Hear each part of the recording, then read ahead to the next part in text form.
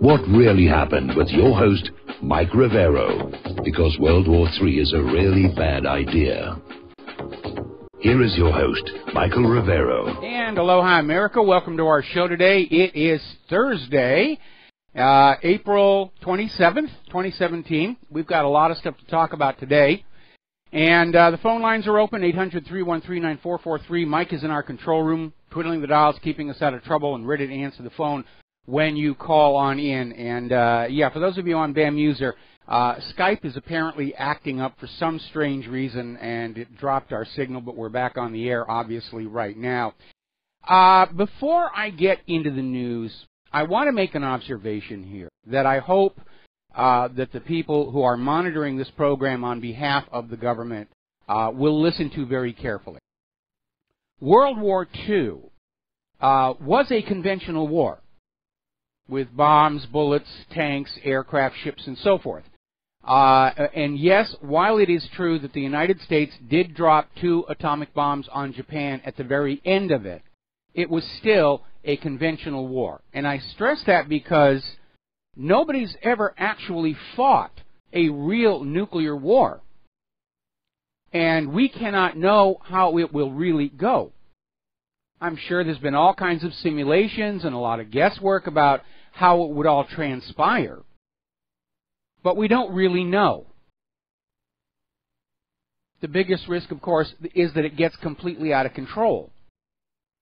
And in John Badham's movie War Games, it made a very powerful statement. The only winning move is not to play, because it could spiral out of control, and everybody could start shooting bombs at everybody else out of fear that bombs are on the way to them.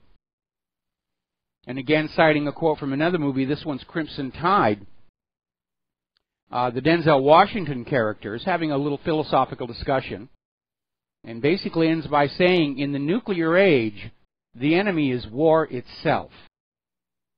And I think we're in that position because everybody's out there talking about the known nuclear arsenals. We know from Israel's efforts to sell nuclear weapons to South Africa under the table that there could easily be nuclear weapons out there. Nobody knows where they are. Remember when George Bush accidentally outed Valerie Plame with that whole yellow cake forgery that was used to help sell that second war in Iraq? The organization she worked for was actually the CIA's front for tracking nuclear weapons around the world. And I'm sure they've replaced that capability since then. But there's a gap in information that happened after that. We don't really know. All right, so yesterday they had this briefing for all the senators at the White House. All but 3 senators showed up. And they walked out of there expressing disappointment. Now, remember, yesterday we reported on this AP story where Donald Trump only showed up for the first 5 minutes to make an opening statement. Then he left and turned the briefing over to his security advisors. But we're seeing articles like this one in the Daily Mail where senators are saying they learned very little and they couldn't get straight answers to questions. So the meeting did not go very well for the Warhawks. And another article along the same vein, this one in the Huffington Post, senators leave White House briefing on North Korea unsure about why it took place. Was it a PR stunt? Apparently the senators were very unhappy. They didn't get anything that really convinced them about the necessity to do everything. Now, more and more voices are stepping up and advising against trying to get into a conflict in North Korea. Article out of antiwar.com. Even the Pentagon is warning of heavy casualties in a new Korean war. And they're looking at, first of all, the body count from the first and still technically ongoing Korean War. We had that report about a couple of weeks ago where analysts are saying if the U.S. physically invades North Korea, they can expect at least 250,000 U.S. casualties, and that's a lot. And it would be hideously expensive. And remember the lesson from the first Korean War. Those North Koreans are willing to take a pounding before surrendering. In that regard, they're a lot like the Russians. If you remember how the losses they suffered stopping Hitler's march on Moscow. They're very, very tough people. Another article coming on out from the Southfront.org. North Korea versus South Korea, comparison of military capabilities. What would new war in Korea look like? And they're basically saying what other analysts have said. Yes, the U.S. involvement with its high-tech weapons is going to be unstoppable. But in a ground war that's fought with soldiers and artillery, North Korea can actually stand. And this article goes on to criticize North Korea, saying whose vital interests are served by maintaining a regime based on hereditary succession. And my response to that is, you mean like the Bushes and the Clintons, who seem very much intent on turning the White House into an hereditary office. Sergei Lavrov is out there saying that the U.S. heavy-handed stance on North Korea is fraught with potentially catastrophic consequences. Again, can they really keep this contained and out of control? And I think if you look at the track record of all these U.S. interventions over the last 16 years, they are never turning out the way they were planned. And that is very, very dangerous when you're in the realm of a potentially nuclear-armed adversary. And as I said earlier in the week, North Korea's mission to the United Nations implied they already have a deployable nuclear deterrent. So we need to be very careful. We're going to do a quick shout-out to our on-air affiliates who are just now rejoining our network.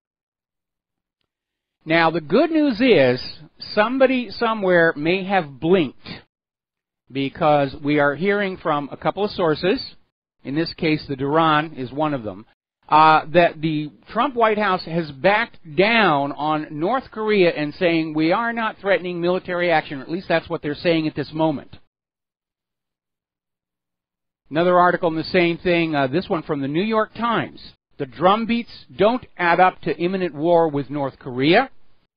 The White House is now saying that the posturing of the Carl Vinson and all these weapons off the coast of North Korea was to deter North Korea from any more nuclear tests or ballistic missile tests, which, are they going to keep those assets there perpetually? But at least the public face right now is, no, we're not really planning an attack. Of course, Trump's critics, the Warhawks, are already out there saying it's showing weakness. It's showing that the U.S. can't control a little bitty tiny nation like North Korea. We're showing weakness. We can't do that. And we're already seeing counter-propaganda coming on out.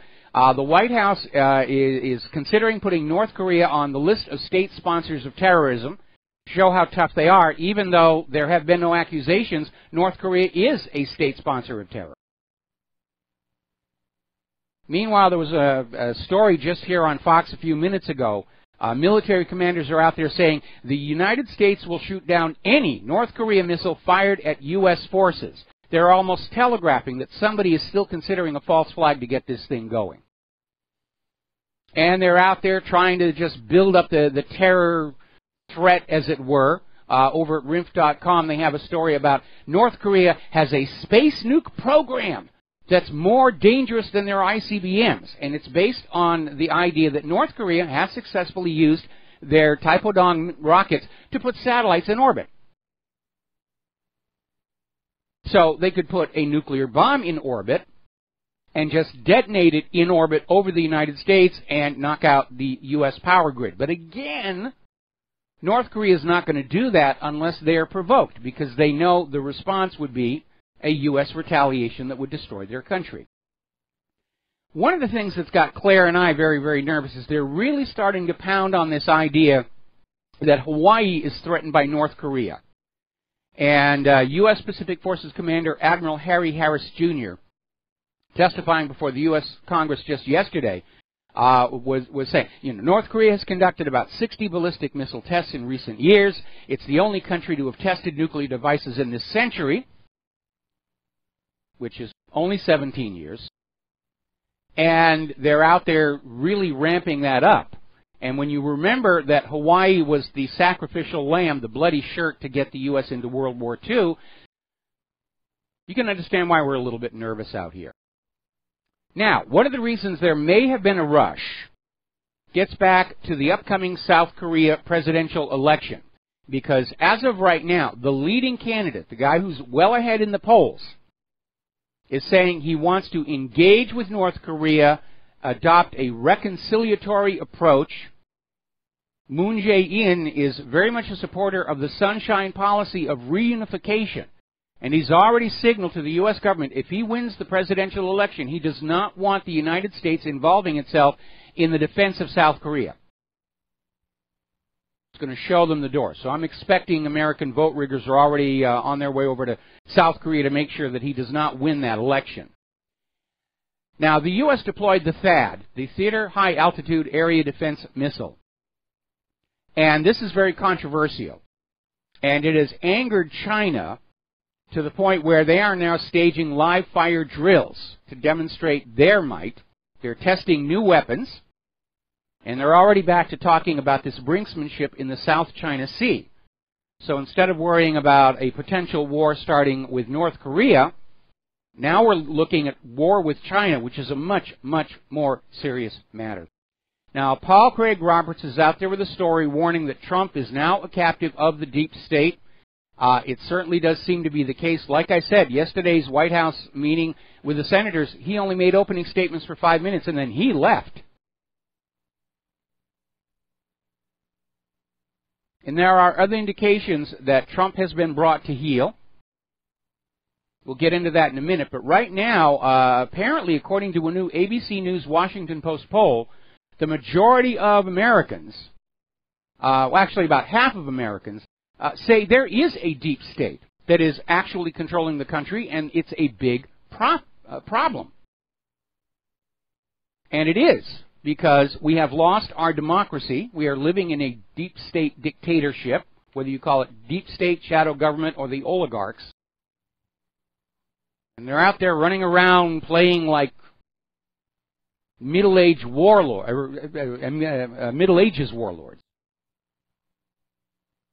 And that, too, is very dangerous in the nuclear age. Now, according to Ron DeSantis, member of Congress, he's got oversight over the U.S. embassies. Apparently, Donald Trump, on his next visit to Jerusalem, is going to announce that the U.S. will, in fact, move their embassy from Tel Aviv to Jerusalem. So he's caved on that issue. And another one, Ernst Zundel, who's out of jail, is being denied permission to move to the United States from Germany, even though his wife is an American citizen.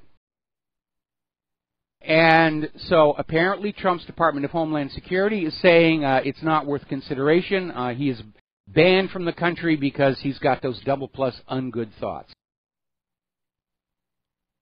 So one of the depressing things that Claire and I are dealing with is, after all the work we did last year, nothing really has changed in the United States. Israel is still calling the shots. We're still heading to wars. The economy is still heading for an ultimate collapse. Now, last night, Israel bombed what they're claiming is a Hezbollah depot near the Damascus airport. They're justifying it by saying there were Iranian weapons in there, and it is Israel's policy to not allow Iran weapons to fall into the hands of Hezbollah. My big question is, at what point does Syria and Russia stop tolerating these incursions and start going after those aircraft? Now, remember, Syria did down one of the Israeli warplanes a while back, and Israel literally came out with this threat that if Syria shoots at any more of Israel's warplanes, Israel would destroy all of Syria's air defense systems. And remember, we all know that Israel actually does have nuclear weapons as well. Meanwhile, intelligence veterans continue to slam this recent claim that Assad gassed his own people at Idlib. They're calling it an outright fraud. They're calling it politicized intelligence. For political need, we have to change the intelligence to say what we want it to say, which is a fancy way of saying, yeah, they're lying to us. They're lying to us. And because of the government's need to maintain an illusion of infallibility, once a lie is told, they have to go on telling it. They can't back off of it. Even though the United Nations came on out and said that the 2013 and 2014 gassing attacks were done by the U.S.-backed rebels, the official policy of the U.S. government is Assad did it, Assad did it, Assad did it.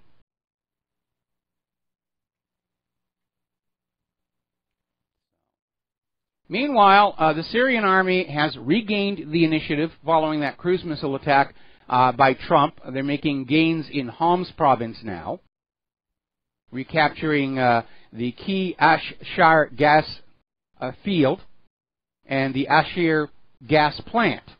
And this is going to cut into ISIS' economic base for war, because what ISIS has been doing in Syria all along is stealing Syria's oil and gas, smuggling it out of Syria through Turkey, and selling it on the world market.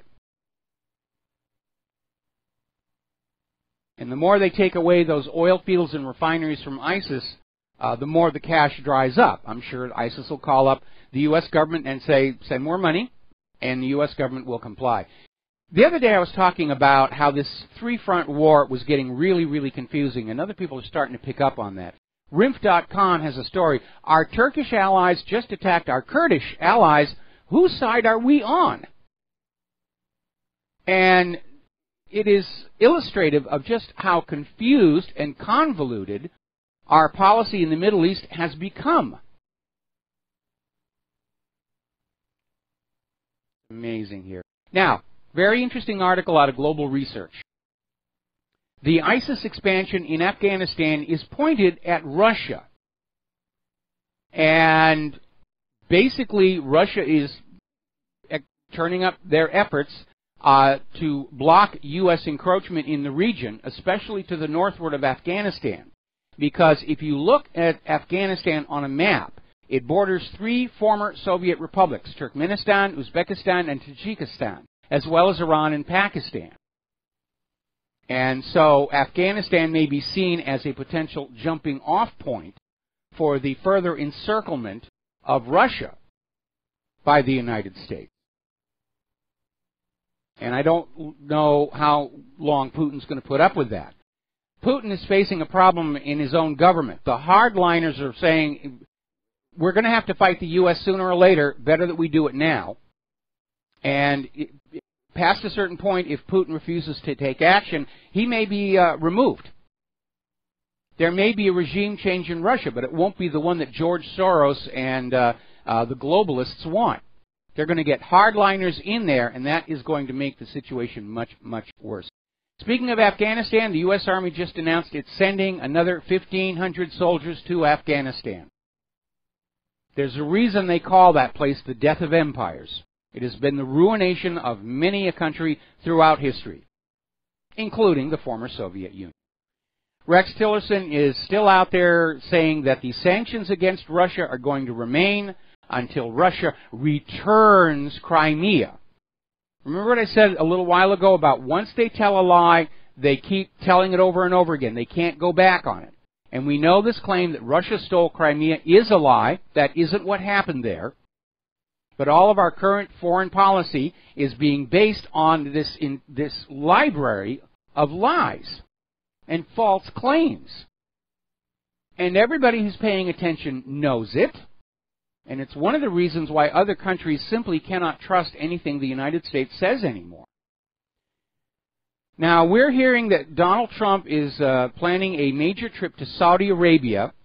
He's going to be talking about massive weapons deals for the Saudis, for them to go on using on Yemen, along with civilian nuclear technology, as well as air defense systems to put them on an equal footing with Iran. So Donald Trump's campaign promise of getting out of all this foreign intervention was another campaign lie, or he's been controlled. And at this point, I don't care.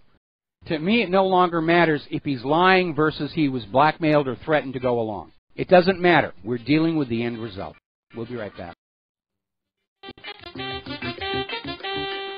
And aloha, America. Welcome back to our show. We're going to take a phone call. Billy in Pennsylvania, aloha. Welcome to the show. What's on your mind?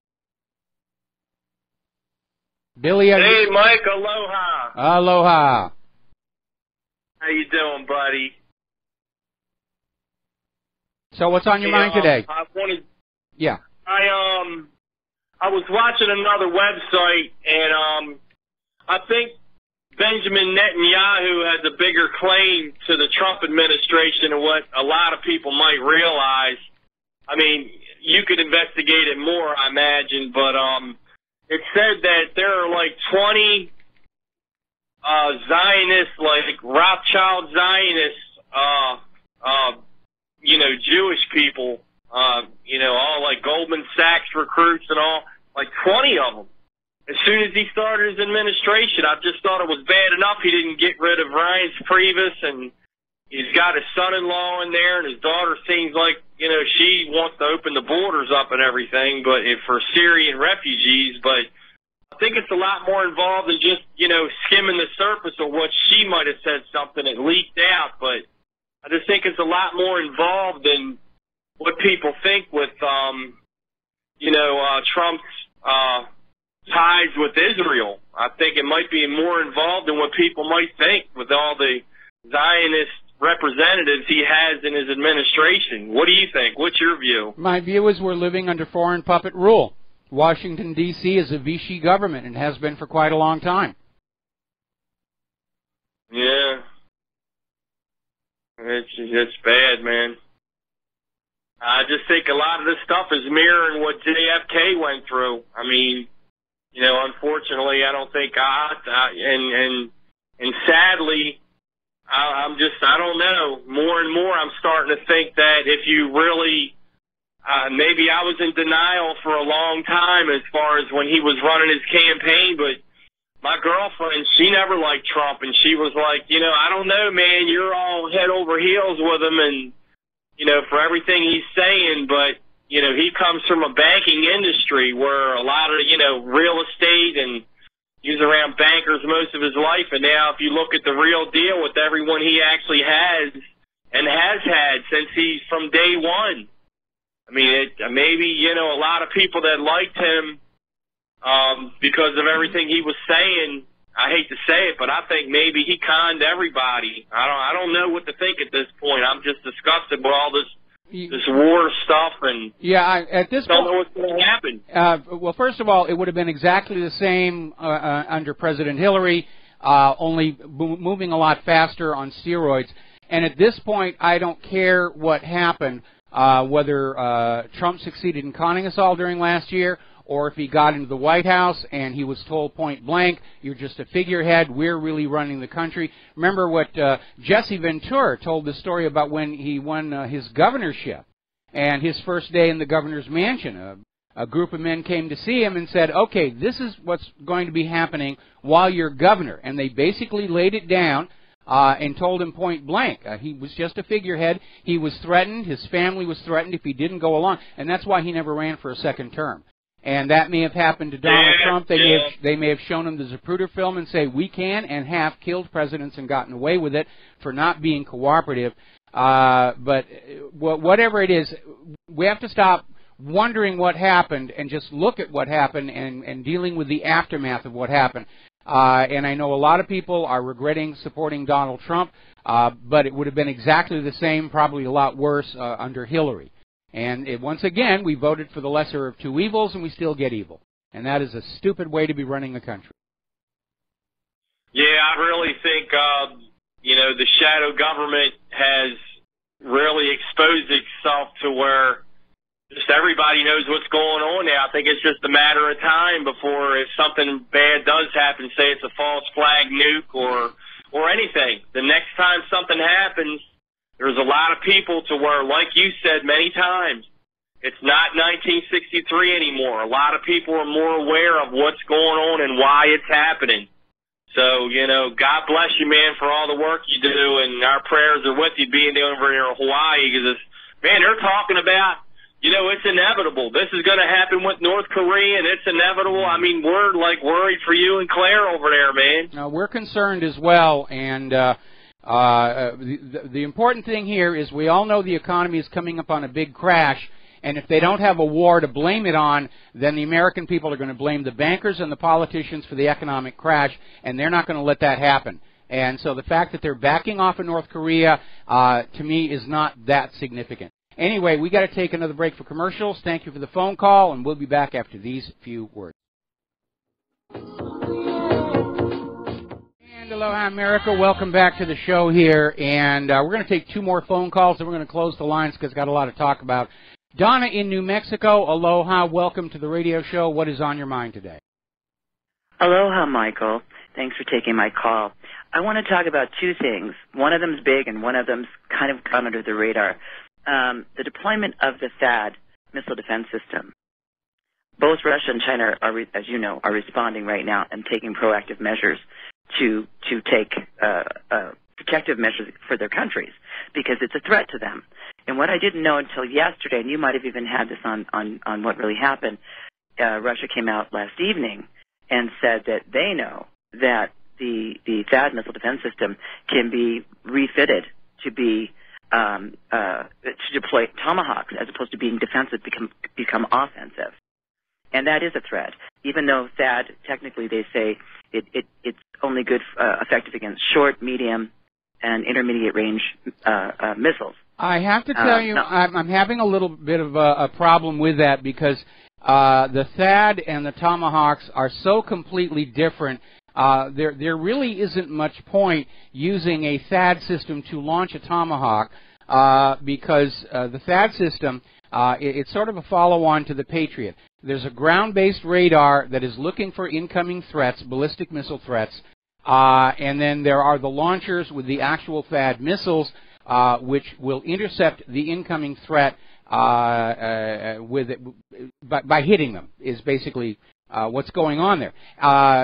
The Tomahawks are guided by a variety of sensors, including GPS, and they don't need a ground-based radar to direct them. And for that point, they don't really need a big launching truck either. They can be fired off of a standard vertical launch tube or airdrop. So that part I'm a little concerned about. The reason THAAD is seen as a threat is because it shifts the balance of power. Once you put up a THAAD, then you can put up offensive missiles behind it, which are then able to fire into the other country with impunity because that country can now not retaliate to deter the initial attack. And that's why China and Russia are very nervous. Now, there is one point we all need to keep in mind. The THAAD is based on the existing U.S. ballistic missile defense doctrine of a predictable ballistic path of the inbound threat. And we know both Russia and China now have warheads that are maneuverable in order to evade interception by a THAAD. And so that is going to change that dynamic as well. But China is very upset because once you put up a wall, then you can fling things over it with impunity, and that's what they're concerned about, given the recently displayed belligerence of the United States. Absolutely, and I knew you would clarify that, and thank you. Okay. The other thing that I wanted to mention, and this really to me went under the radar, was the deployment of the USS Vincent strike group, and how it was touted widely by Trump and so on that it was heading for the Korean Peninsula, when in fact it was going another direction entirely. And what really struck me about that whole thing was it was gone. It was missing for like days and days and days, and then finally the statement was issued by the White House saying, well, there was a little glitch in communications between the Pentagon and the White House. Now that's a direct line. Yeah, I remember. And a few days ago, can I put that back in context? I mean, the White House is now admitting that the show of force was to scare Kim Jong-un off of further nuclear and ballistic missile testing. And there were elements of it being a bluff, because along with saying that the USS Carl Vinson was approaching the coast of North Korea when it was actually down in Indonesia, they were also saying that the USS Nimitz and the USS Ronald Reagan were on their way to the coast of North Korea, which in the case of the Ronald Reagan, it's really not a usable ship anymore because it's hopelessly contaminated from the Fukushima disaster. So it's a perfect vessel for a false flag to get sunk and blamed on somebody. But as an actual combat platform, anybody who serves on it for any length of time is going to get sick. Well, more to my point, was that a couple of days ago, one of the admirals, I forget his name, came out and said, yeah, we apologize. There was a misunderstanding or this technical glitch. How do you know, even if your point is accurate, and it could be that it was a bluff, it just makes us look foolish and stupid. Oh, it does. It's not a very good bluff. And at the same time, the idea that the Pentagon and the White House aren't communicating properly, to me, sends a very, very bad signal to all of us. Yeah, I don't want to think that at any given moment, especially since I'm against war, period, but that they would have a glitch like that, and that's the way they're just both describing it.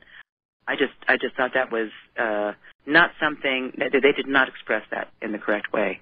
Well, and that's all I had to say. Okay, well, the idea that it was a glitch, I don't think so. For one thing, Trump is apparently giving the Pentagon a lot of autonomy to decide the war policy. And the Pentagon, you know, obviously the Carl Vinson was down in Indonesia as part of a drill and exercise. And it may have been that Donald Trump said, I want that off of North Korea, and the Pentagon said, well, we'll send it after we're done in Indonesia, and that may be the source of the communication. Regardless of what actually transpired behind the scenes, you are correct. It makes the U.S. Look very bad to the world. It makes it look like our chain of command from the President to the Pentagon to the forces in the field is not very good at all. And that has a significant impact on the tactical effectiveness of our combat units. And I'll leave you with a question, if I may. And you might have addressed this. I missed a few minutes of the show. But the recent announcement, I think it was just today, that Trump is going to give the military pretty much free latitude to decide how many troops they want to deploy to Iraq, Syria, or any place else. Yeah, we hadn't gotten to that yet, but we were going to mention it. Okay. I'll wait to listen for that. And thank you so much. And you guys be safe over there. All right. Thanks an awful lot. We're going to take one more phone call, then we're going to close the phone line so I can catch up on the news. Wes in Idaho, aloha. Welcome to the show. What's on your mind? Yes, Michael. Separation of church and state. I want separation of synagogue and state. This thing yesterday of Donald Trump attending this memorial ceremony, it looked every bit religious to me. I mean, you got a cantor actually singing and eulogizing Eli Wiesel, that lowlife. What about Ernst Zundel or Fred Loister or Gamar Well, we Rudolph? already talked about Zundel here. The barrier of separation between church and state does not mean that politicians cannot follow their own religious leanings and go to various services and so on. The idea of a barrier between church and state is that no one religion has any special favor in the sense of the law over others, because the Founding Fathers were not so far removed from the religious wars that almost destroyed Great Britain between the Catholics and the Protestants, and they did not want that to happen in their still brand new and very fragile country. So that was the reason for no establishment of religion being given any respect under the law. But there's nothing about the separation of church and state that says a politician can't go to church on Sunday. And synagogues are kind of included with that, because church is a generic term meaning all places of worship, whether it is a temple, a synagogue, a minaret, a mosque, wherever the voodoo campfire, whatever it is, the Pastafarians. It's a generic term. Anyway, Wes, going to let you go, and we're going to close the phone lines now because I got to get to some of this other news here. Now, I was saying before that the bind that we are all in here, and the reason why I don't see the backing off from North Korea as being any kind of a indication of a change of long-range permanent U.S. policy. We know the U.S. economy is heading for another major implosion, probably a lot worse than 2008, potentially a lot worse than the 1930s, and actually they were pretty close as it is. And unless they have an enemy to blame it on this next economic crash, the American people are going to blame the private central bankers and their enablers in the government, because we have seen these problems occur time and time again. We're always getting these promises. We will fix this. We will regulate it. Then the regulations get taken away, and the problems recur all over again. And so the American people are going to blame the government for this next economic crash unless they have got a major war to unite the country, to get us to forget all about the corruption and the looting and the plundering and this other abusive behavior, and basically, do as we're told by the government. And there's another article along the same lines here, this one from Patriot Rising, basically saying that a war is expected to prop up the approval ratings of the administration, which are not good at all, and neither are the ratings for Congress or the government as a whole. I don't think there's ever been a time in our nation's history, with the possible exception of the South prior to the Civil War, where there has been this much disdain for the central federal government. And right now, because they refuse to change their behavior, the situation's only going to get worse. And that is another reason why they're going to have to get a major war going somewhere. And maybe it's not going to be North Korea, but it's going to be somewhere. And we were talking earlier in the week where they're already talking about going into, a few more countries and start interventions there. And now we're hearing that there may be a coup underway in Macedonia. And everybody knows the U.S. justifications for all of this is a big heaping pile of bovine excrement. Sputnik News has an article out there describing us as the United States of false flags. And it says the United States government is the world leader in purveying false flags and propaganda stunts, or to put it more generally, systematic lies to justify the outrageous violations of international law, wars, and aggression. Absolutely right. We, the American people, are the most lied to people on the face of the earth. We are lied to a degree that would make Goebbels blush. And here's a statistic you might want to stick in your memory for future reference. Since the end of World War II, the United States government has killed more than 20 million people in 37 victim nations. 20 million people in 37 nations killed by the U.S. government since the end of World War II, under the guise of humanitarian intervention, regime change. The body count is already piling up to World War levels. Another article, this one out of Desert Peace, America's Global Decline. It's talking about the U.S. government's exaggerated sense of power and imaginary sense of mission. The rest of the world is seeing it as delusional self-righteousness behind all of these invasions and interventions. And it's accelerating the United States' global decline. We are an empire in decline. We're showing all the symptoms. There are so many parallels between what is going on in the United States today and what preceded the collapse of the Soviet Union or the collapse of the Roman Empire. And the real tragedy is those who profit from it. The deep state, the oligarchs, whatever you want to call them, the government, they clearly do not want to change what's going on. And that means the doom of this nation is inevitable, either in a crash, collapse, or a world war that we will lose. Now, down in Turkey, Erdogan has issued warrants for 3,224 people over alleged links to the failed coup d'etat last July. And Erdogan is still apparently operating on the suspicion that ultimately the United States was behind it, because he was showing way too much independence. And it wouldn't be the first time in history that the U.S. government puts in a ruler, and then the ruler starts to get too big for their britches, and the U.S. takes him out.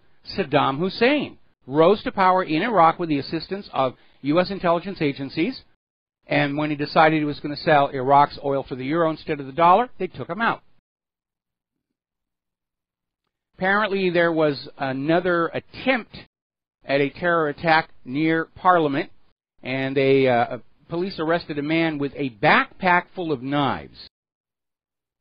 And they're saying it's one suspect following an incident in Whitehall, and apparently the suspect was detained following a stop and search as part of an ongoing operation. I don't know what he's going to accomplish with a backpack full of knives. That's going to be a lot of weight. Are we sure this guy wasn't just selling knives on a street corner? Because I've seen that happen. They're out there. Now then, as our caller from New Mexico mentioned, Donald Trump is going to let the Pentagon decide their own troop levels in all of these areas of involvement. And I don't think the Pentagon is going to start withdrawing forces. As I mentioned earlier in the show, they've already announced an additional 1,500 going to Afghanistan. And our current military forces are already stretched very thin, which means when there is a false flag or a big bang of some kind, I'm expecting that draft bill that's been sitting in committee for all these years to be sent to the floor of the Congress.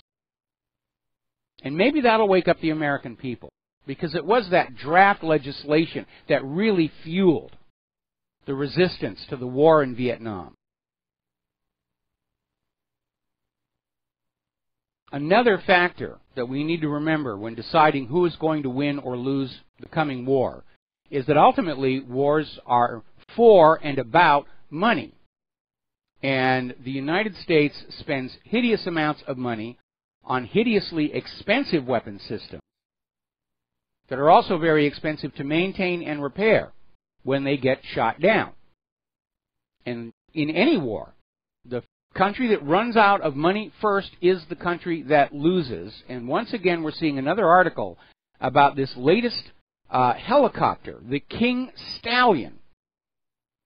And it is already going to cost more per aircraft than the F-35. The military-industrial complex loves expensive weapons because they're bid under what's called cost plus, meaning whatever we spend on the weapon, we add a percentage to, and that's the final price. So the more they can justify spending on the weapon, the bigger their profit will be. And that is a major, major issue. We'll be right back after these commercials. And aloha, America. Welcome back to the show. Right now, President Trump is making a speech about, he signed an executive order to create a new office of VA oversight, which sounds really good, but ever since the scandal broke of the incredibly criminal neglect shown to our wounded veterans by the VA years ago, we keep hearing all the time, oh, we're putting new systems in place, it's going to be okay, it's going to be better, you don't need to worry about it. And so I'm not expecting it's going to get any better now. And if they really start marching into a major war, there's going to be a lot more wounded veterans. And maybe that's why they're backing off on North Korea, because of the high cost of a ground invasion. They're estimating 250,000 American servicemen dead. That would probably translate to 500,000 permanently wounded and disabled who would have to be taken care of. All right, getting on back to politics and corruption. Apparently, Huma Abedin's family is now under federal investigation, and Huma herself is cited in one of her relatives' Wall Street corruption case. And apparently they're being prosecuted for conspiracy, wire fraud, and securities fraud. Is a politician corrupt? When aren't they? That's what they do. And the sad reality is, and it's a curse on the human condition, that people like this are getting into positions of wealth and power because they're willing to do things ordinary moral people won't. Lie, cheat, steal, kill, commit fraud, so forth and so on. Now, do you remember former Secretary of the Department of Homeland Security, Janet Napolitano? Apparently, she has come under severe criticism in relation to her job over at the University of California.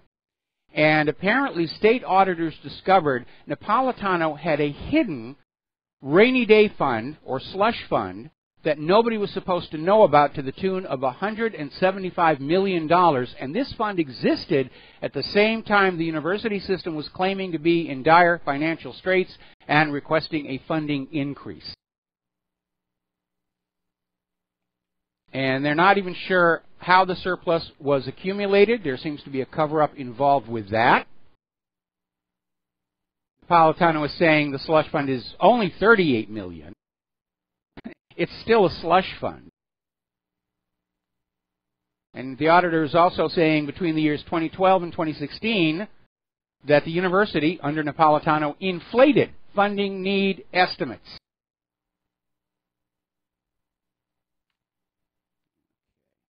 Now then, getting on back to the White House. Apparently, Jared Kushner has business ties with one of Israel's richest families. Oh, there's the music. We're going to do station identification. We'll come back with more about this story.